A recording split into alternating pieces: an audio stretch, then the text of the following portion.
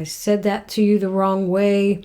I went somewhere I shouldn't have gone, and I didn't listen to your advice about how to do this. That's so important that we're able to do that. And if someone can't do that in an area, then there's a lack of humility. So it's about taking responsibility for your actions and your attitudes. Really, that they all are so important. They're all involved in each other, your attitudes and your actions, your words, your tone of voice. Mm-hmm. And if you don't want to say, well, you should just take my advice, if you didn't even say it nicely or say it in a way that was able to be received by your spouse, well, you need to kind of check your attitude before you try to address this then. You need to admit, I said it the wrong way. I'm sorry. I shouldn't attacked, this area that's hard for you to look at and take any constructive criticism. So it works both ways. It's always a two-way street with humility. Right. That's so good.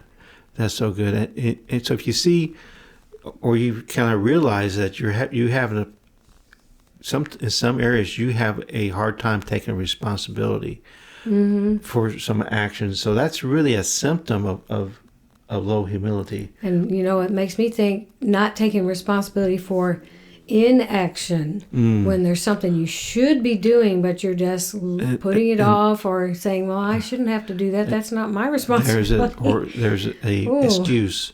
Right. And so I think I was never in the military, but I've heard some people who have been in the military where they're getting chewed out by someone above them, and the answer, all they have to say is, no excuse, sir.